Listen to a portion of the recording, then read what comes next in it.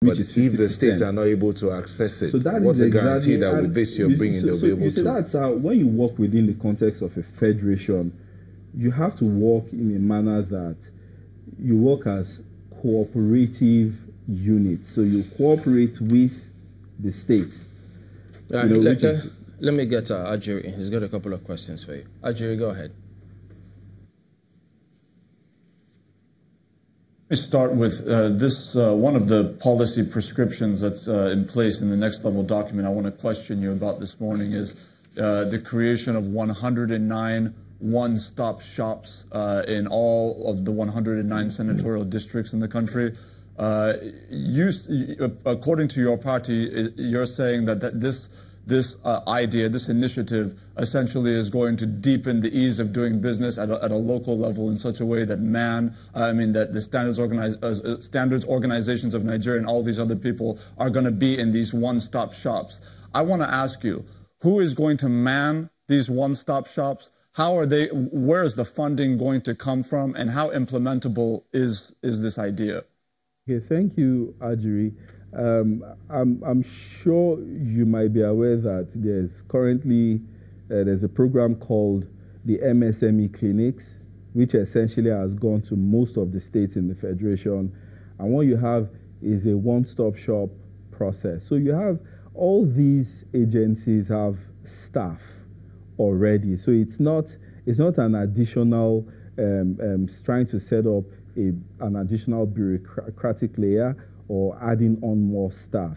What it does is that it just retools and ensures that rather than take your business registration document from CAC and you move to FRS to have your TIN number, you move to NAFDAC if you want to have a product registered, you move to the Standards Organization of Nigeria, which could take months and months. And as you know, MSMEs they have neither the capacity nor the resources to undertake such massive bureaucratic engagement. So what this does is that as close to the people as the government can manage, you're going to have these one-stop shop centers, having staff from all these agencies, gathering under one umbrella and addressing the issues right there on the go.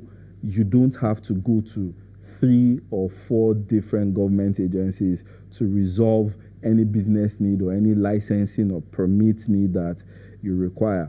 So I think is one way to ease doing business for those that might have the ball. Let me get on. I'm sorry to interrupt, but let me get on to my second question, which is when you talk about the economic recovery and growth plan, the initiative to essentially do these policy hubs, if you will, these workshops that have been put together in various places to put the private sector in the same room with the public sector to work out issues.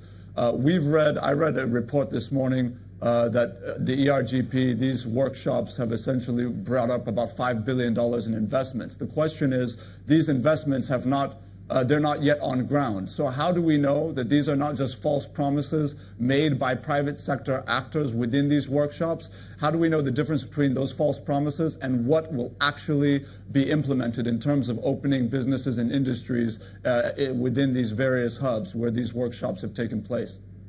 Okay, thanks again. So what the ERGP Focus Labs have, facilitated is, just quick time intervention and access between private sector players and public sector. And now what the Focus Labs have shown is that there are, issues that don't necessarily or are not necessarily complicated, that minor bureaucratic hurdles, when taken down, could, actually expedite these transactions. So that's what the focus has been. And the 5 billion and more that you've seen reported are things that they're not going to be new investments, neither are they going to be, complicated processes. They are things that you can actually, by, dealing with the government actors involved, would ease the flow and the inflow of these investments into these sectors where the focus labs have addressed in the past couple of months. All right, let me talk about interest rates because, I mean, it goes back and forth on all of those things. I know you may have looked at the interest rates across the world. Countries like the US, China, they all have less than 5% interest rate, but we have a double-digit interest rate. So if one comes from there, brings his funds here, they make a kill, and it affects businesses badly here. What categorically is going to be done about reducing interest rate to a single digit, and what's the target? Now, first off is that monetary policy is essentially a CBN issue. So, and as you know, the Central Bank of Nigeria is independent, so to say. So what you find is that the Monetary Policy Committee specifies what, the interest rates will be, or the MPR, what it will be for a certain period. Now, but on the other hand, we also recognize that one of the key things for small businesses is access to capital. So what you will find is that as far as government is concerned, in the areas that it has prioritized for intervention is doing single-digit interest. So you have the Bank of Industry who's been doing single-digit interest rates for quite a number of sectors. The creative sector, the DMBs are not the a local target. content, the local content sector.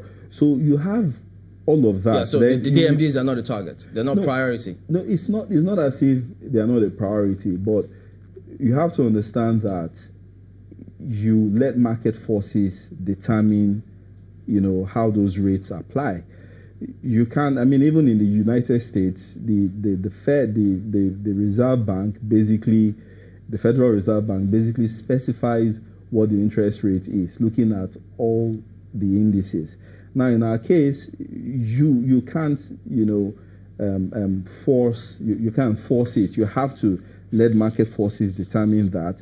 But on the other hand, as government, you've got to now take direct action. The same way we do with the petroleum industry. Yeah. Well, I think they are not necessarily apple for apple comparisons. Isikwena is the convener of Act Now. They actually worked in conjunction with the APC and the government to come up with the next level document. Thank you for coming on this morning. Thank you for having me. All right, we're back in a moment and look at the older document. Stay with us.